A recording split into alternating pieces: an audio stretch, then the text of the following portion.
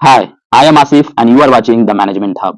Today I am going to discuss a very important topic that is return on equity. How to calculate return on equity? ROE कैसे निकालते हैं आज हम समझेंगे आसान भाषा में और ये जानेंगे कि ROE कितना इंपॉर्टेंट है और ये कितना इंपॉर्टेंट फैक्टर है इन्वेस्टमेंट का और ये काफी इंपॉर्टेंट रोल प्ले करता है जब आप इन्वेस्टमेंट करते हो। सबसे पहले हम समझेंगे ROE होता क्या है, रिटर्न ऑन इक्विटी रेशियो होता क्या है। रिटर्न ऑन इक्विटी एक प्रॉफिटेबिलिटी रेशियो है जो मेजर करता है प्रॉफिट को एक शेयर होल्डर्स के फंड से कितना प्रॉफिट जनरेट हो रहा है। इट मीन्स अगर शेयर होल्डर का फंड 100 रुपीज है और उस पर प्रॉफिट जनरेट हो रही है 20%, it means 20% is the ROE. It means कि शेयर होल्डर अपने 100 रुपीज में 20 रुपये जो है प्रॉफिट कर पा रहा है तो 20% आरओई हुआ। अब हम समझते हैं कुछ ग्राफ के थ्रू जो आपको हेल्प करेगा। ये डेटा XYZ कंपनी का है, इसको उनके वेबसाइट से उठाया गया है। ये डेटा को आपको इजी वे में समझाने के लिए, प्रैक्टिकल वे में समझाने के लिए यहाँ पे 10 ईयर्स का डेटा अवेलेबल है। आप देख पा रहे हो आरओई डायरेक्टली दिया हुआ है 18.45%। ये है 2022-23 फाइनेंशियल ईयर का डेटा।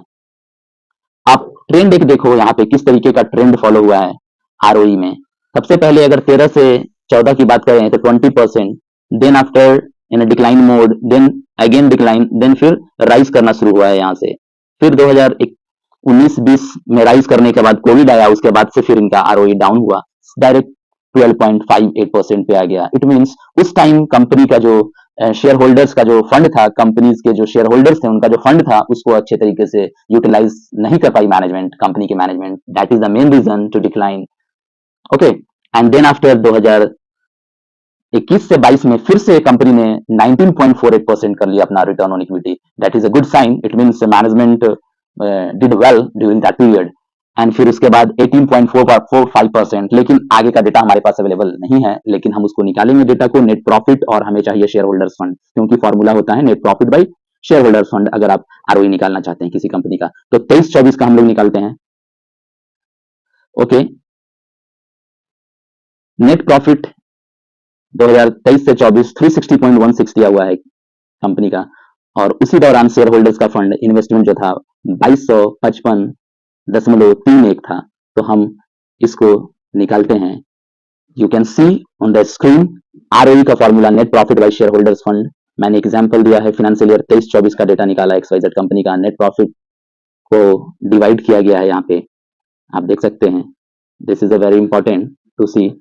यह ROE 360.17 into 100 divided by shareholders fund 15.96%, around हम बोल सकते हैं 16% ROE है इस बार कंपनी का 23-24 में।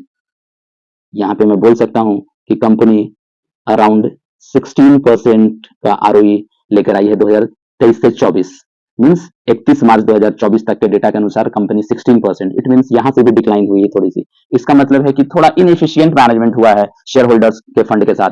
तो इस तरीके से हम आरओई निकालते हैं और हम डिसाइड करते हैं कि हम इन्वेस्टमेंट करना है इस कंपनी में या नहीं। एक अच्छा आरओई 15%, 20% और 20% से ऊपर वाले कंपनी जिनका आरओई 20% से ऊपर है, that is a good sign, we have to invest. ऐसा है, एक सिग्नल बोल सकते हैं। लेकिन ऐसा नहीं है कि सिर्फ आप आरओई देखकर ही इन्वेस्टमेंट करें।